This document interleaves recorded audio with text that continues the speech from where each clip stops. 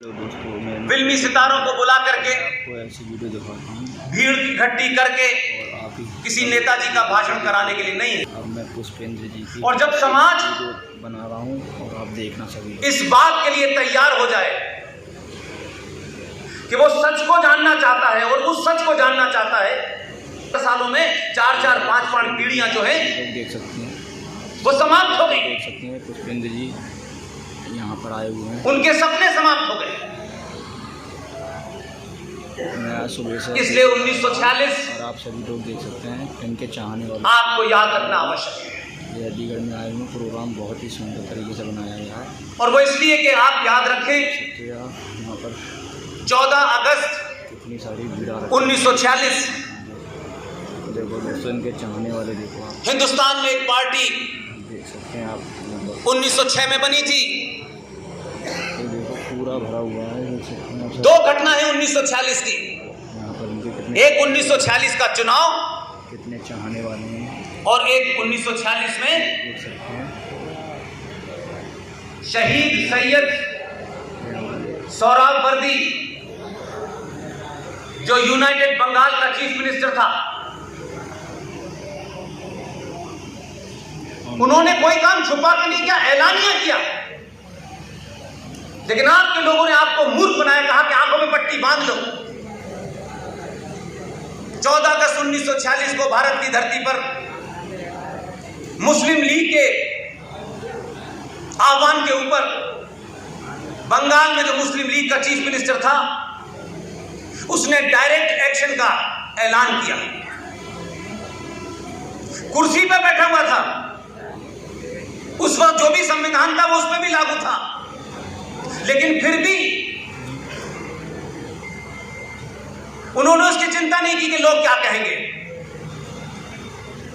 इतिहास मेरे बारे में क्या कहेगा नहीं कहेगा, उन्होंने नहीं सोचा, क्योंकि उनके लिए अपना एजेंडा, लक्ष्य महत्वपूर्ण था। 14 अगस्त 1946 को बंगाल में डायरेक्ट एक्शन हुआ।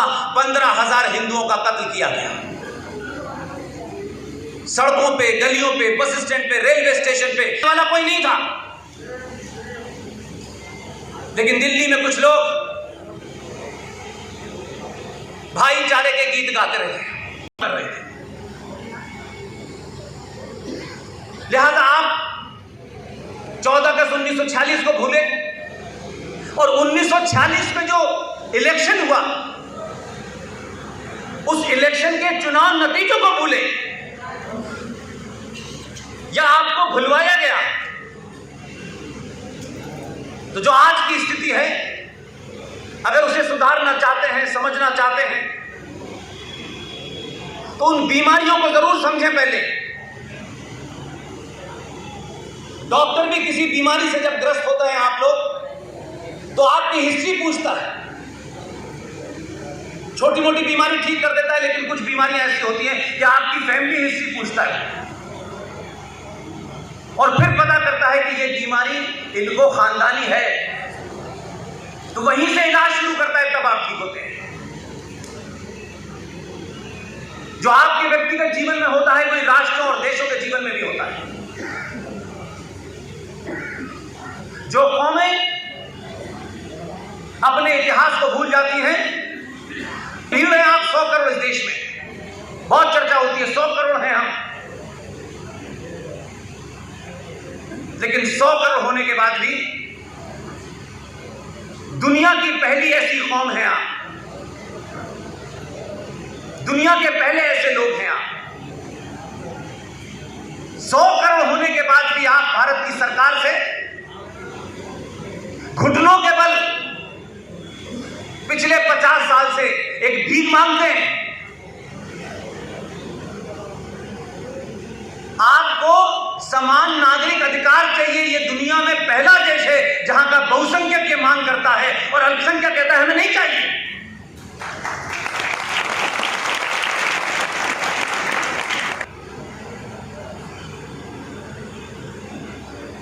इसलिए 1946 के चुनाव के रिजल्ट याद रखिए, और जब तक आपको तथ्य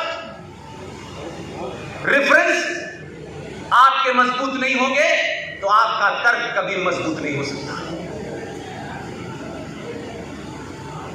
ये 2021 का भारत है। भारत के सनातनी समाज को एक वैचारिक युद्ध को लड़ना है, क्योंकि आप युद्ध लड़े नहीं, क्योंकि आपकी मानसिकता कुछ और है।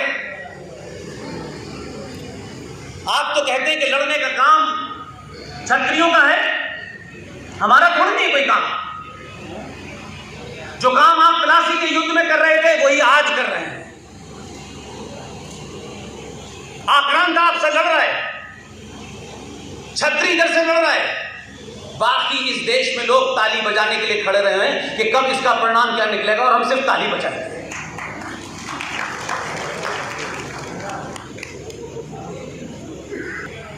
तो ध्यान रखिएगा, वो मां जो चूल्हे पर रोटी भी बनाती है उसका चिमटा भी हथियार बन जाता है।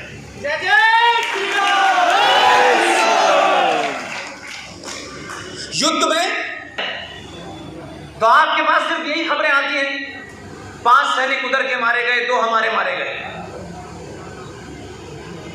वो सैनिक आखिरी पंक्ति है, उसके पीछे कई 10 पंक्तियां खड़ी हैं, तब वो गोली चला पाता है। उनकी चर्चा नहीं होती, उनकी भूमिका कितनी महत्वपूर्ण है। इसलिए हम सब सत्ताओं के पीछे दौड़ते हैं, कभी इस पार्टी को पकड़ा, कभी उस पार्टी को पकड़ा, कभी हम ब्राह्मण हुए, कभी हम ठाकुर हुए, कभी हम दलित हुए, कभी हम यादव हुए।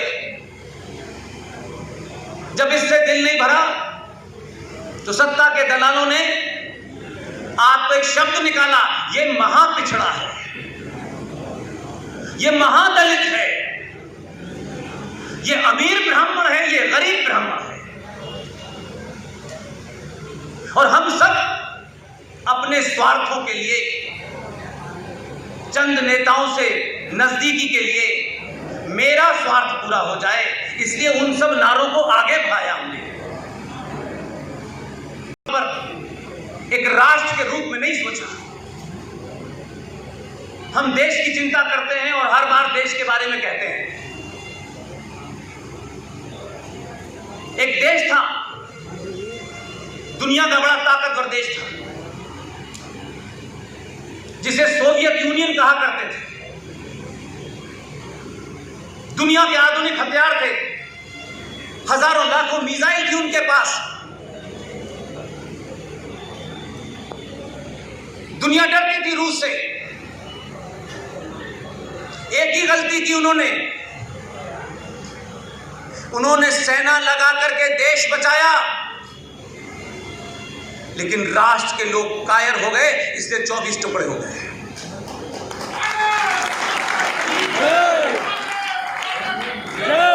इसलिए अशोक भाई जिस तरफ इशारा कर रहे हैं,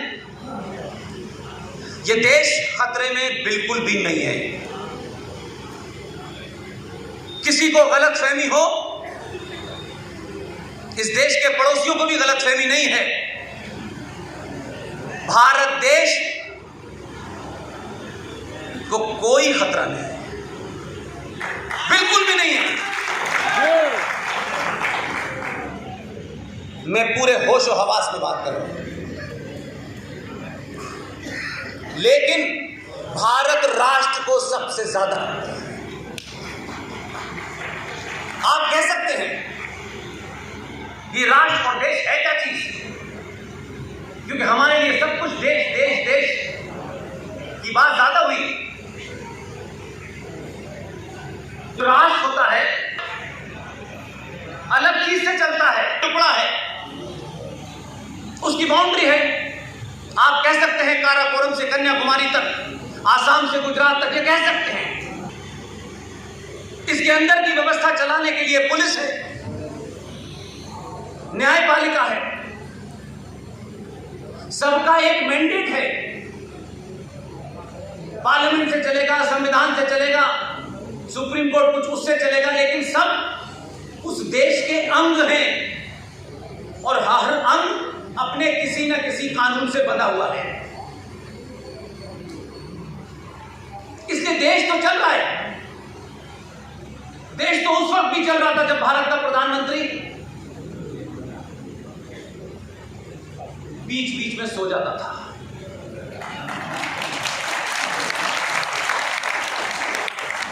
देश तो उस वक्त भी चल रहा था। आचार्य चाणक्य का देश, उसका विदेश मंत्री यूएनओ में खड़ा होता है, उसकी बारी आती है कि उसे भारत का पक्ष रखना है। जरा सोचिए दुनिया आपके बारे में क्या सोचती होगी। एक विदेश मंत्री खड़ा होता है, यूएनओ में अपना भाषण पढ़ता है, आधा भाषण पढ़ चुका होता है, तब सेक्रेटरी भागा हुआ भाग जाता है कि ये पुर्तगाल का पढ़ रहे हैं, इंडिया का नहीं। मैं खुश नहीं होता, ताली नहीं बजाता, मुझे दुख होता है। दुनिया हमको क्या समझती होगी? क्या बौने लोग हैं भाई? क्या 150 करोड़ लोगों में इनको ठीक लोग नहीं मिलते? ये किसी को भी चुन लेते हैं और किसी को भी भेज देते हैं। हमारे परिवार में कोई बेटा या बेटी घर से बाहर निकलता है, कहीं जाता है, इंटरव्यू के लिए जाता है, किसी दूसरे से मिलने जाता है, तो माँ बाप कहते हैं कपड़े ठीक से पहन के जाना, ठीक से बाल बना के जाना। लेकिन भारत का विदेश मंत्री पुर्तगाल का भाषण पढ़ता चला जाता है और हंसी उड़ती है और हम बेहयाओं की तरीके से हंसी सुन के बैठ जाते हैं। इसका आत्मचिंतन नहीं होता, इसमें किसी की आत्मा नहीं जागती, किसी को गुस्सा नहीं आता। हम वहां से चले हैं, हमें जहां जाना चाहिए था हम नहीं पहुंचे हैं, लेकिन अब हमें बहुत जल्दी है, हम सब कुछ कर लेना चाहते हैं। इसलिए देश सुरक्षित है, इतना सुरक्षित है कभी उतना सुरक्षित था ही नहीं।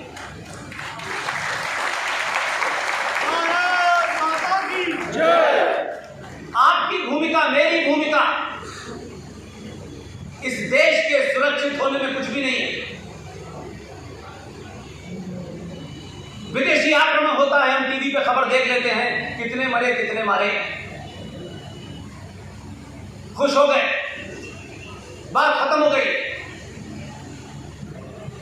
कोई विदेशी मेहमान आ गया, हमने खबर देख ली, ये आए ये चले गए।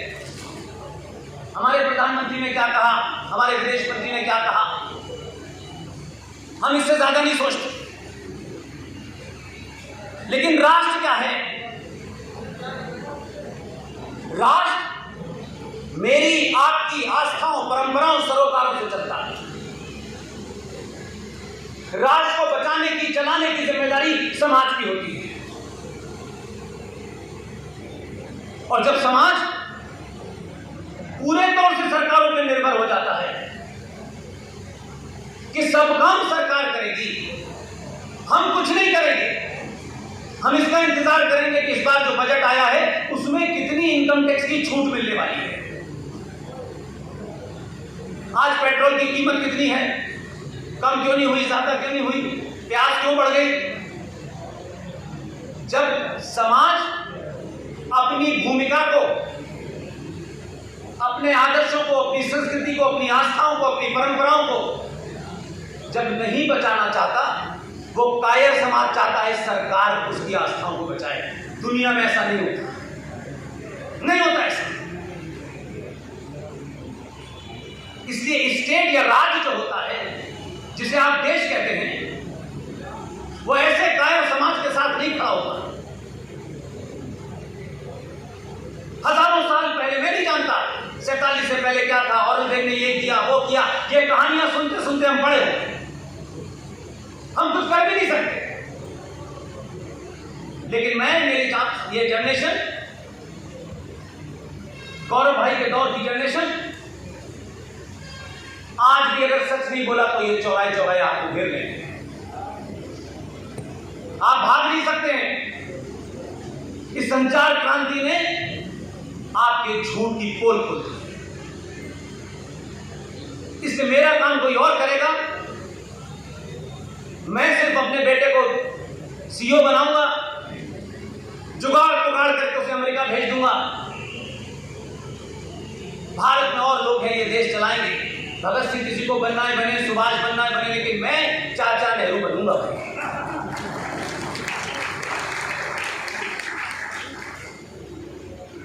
पुरुषार्थ की इस धरती में, आचार्य चाणक्य की धरती में, चंद्रगुप्त की धरती में बौने पैदा हो रहे हैं,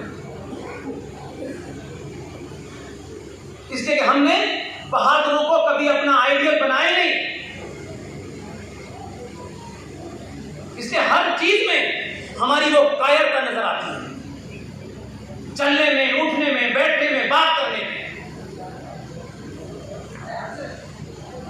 इसलिए जो समाज इस बात की चिंता करता है मैं ऐसा करूंगा तो लोग क्या कहेंगे, मैं ये कपड़े पहनूंगा तो वो क्या सोचेंगे, आपकी जिंदगी निकल गई है सुनते सुनते, कहते कहते। दुनिया ने आपको वही समझा जो आप थे। लेकिन ऐसा भी नहीं है। कहते हैं कि 7 साल बाद भूरे के भी दिल बदल जाते हैं। 70 साल बाद बदले हैं आप।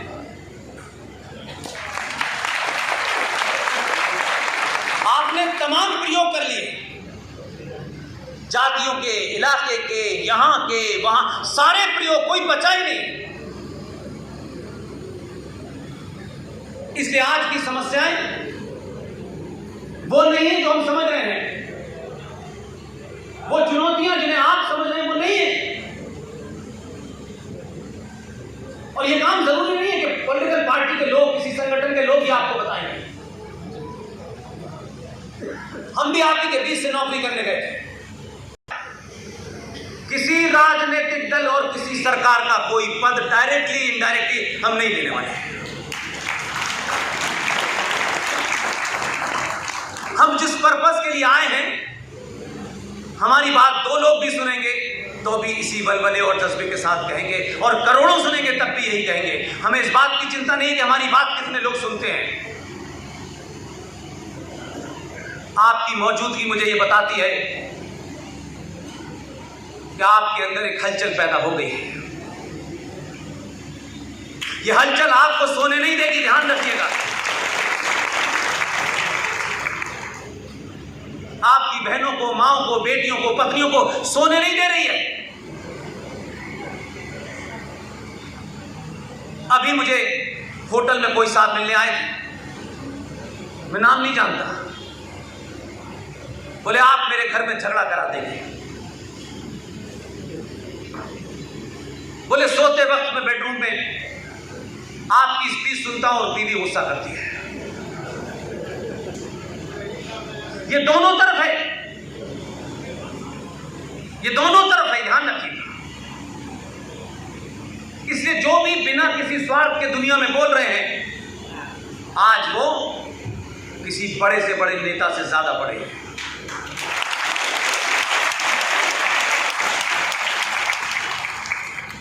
तो आपको बताया गया कि आप औरंगजेब को पढ़िए, इरफान हबीब ने ये लिख दिया है, रोमिला थापर ने लिख दिया है। हमेशा ध्यान रखिए, मक्कार लोग हमेशा लक्ष्य पे आपकी निगाह न जाए, इसलिए बार बार आपको कहीं और तरफ इशारा करते रहते हैं, ताकि आप अगर जान गए, लक्ष्य को समझ गए, तो हो सकता है उनको भी धक्का दे देना। इसलिए 1946 की डायरेक्ट एक्शन और 1946 का चुनाव याद रखिए। पूरे देश की जो नेशनल असेंबली थी हमारे यहां, उसकी 1585 सीटें थी कुल मिलाकर। उसमें 492 सीटें मुसलमानों के लिए सुरक्षित थी। पूरे देश में कोई 130 सीटें या 112 सीटें लोकसभा की थी, उसमें भी 30 सीटें सुरक्षित थी। चुनाव हुआ इस बुनियाद पे हुआ कि मुस्लिम लीग पाकिस्तान का नारा लगा करके चुनाव लड़ रही थी। और कुछ भी ऐसी चीज नहीं जो मेरे पास है, जो आपके पास नहीं है। आप जा करके ढूंढ सकते हैं, सारे नारे, सारे रिजल्ट भारत की आर्काइव में मौजूद हैं और आपके मोबाइल पे भी मौजूद है। उनका नारा था लेके रहेंगे पाकिस्तान, मर मर के लेंगे पाकिस्तान। 492 मुसलमानों के लिए जो सीटें आरक्षित थी, उसमें से 429 सीटें मुस्लिम लीग जीती। इसी बुनियाद पर जीती। उन्होंने अपनी बात नहीं छुपाई, सोहराबुद्दीन ने अपनी बात नहीं छुपाई, सोहरावर्दी ने। लेकिन आप किसी दुनिया में थे, आपके नेता, आपके संगठन कुछ और ही आपको समझा रहे हैं। उधर मत देखो। इसलिए यह बहुत जरूरी है, और मैं खुश हूं इस बात से कि एक लंबे समय के बाद एक ऐसा शख्स सत्ता में आया है। आपको हजारों बातें उनकी अच्छी बुरी लग सकती हैं। मैंने कहा मेरे मूल में देश नहीं है, मेरे मूल में राष्ट्र है, इसलिए मैं उन चीजों की तारीफ खुल के करता हूं।